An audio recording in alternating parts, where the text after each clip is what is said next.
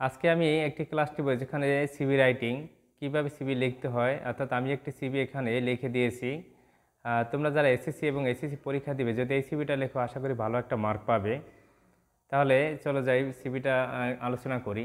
প্রথমে তোমরা ডেট লিখে নেবা, তারপর এখানে headmaster, the manager, the director আমি লিখে দিয়েছি। তোমার প্রশ্ন অনুযায়ী প্রশ্নে কী চাইছে। যদি তুমি কোনো প্রতিষ্ঠানে, শিক্ষা প্রতিষ্ঠানে নিয়োগ হয়, তাহলে বিজ্ঞপ্তি হয়, তাহলে হয়তো দ্য হেডমাস্টার লিখতে পারো। এখানে তোমার প্রশ্ন অনুযায়ী তুমি এখানে লিখবে, অর্থাৎ এরপর ইনস্টিটিউট নামটা লিখে দেবা, এরপর ইনস্টিটিউট অ্যাড্রেস, ঠিকানাটা লিখে দেবা। এরপর তোমার পোস্টের নাম কি, ওই পদের নাম কি। Application for the post of assistant teacher যদি হয় লিখতে পারো assistant teacher, computer operator computer operator.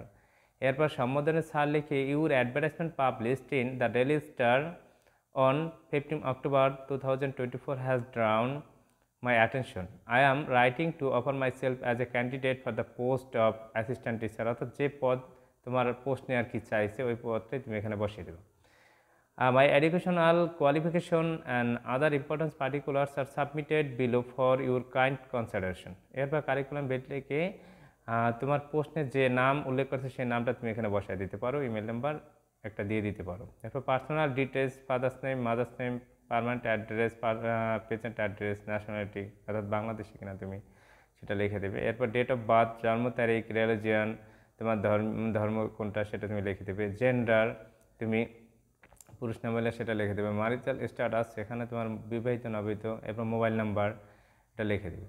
এরপর তোমার যে এডুকেশন কোয়ালিফিকেশনের যে ডিটেলস সেটা তুমি লিখে দেবে। তোমার নেম অফ এক্সাম, তারপর সাবজেক্ট বা গ্রুপ, এরপর রেজাল্ট, এরপর বোর্ড বা ইউনিভার্সিটি, পাসিং ইয়ার।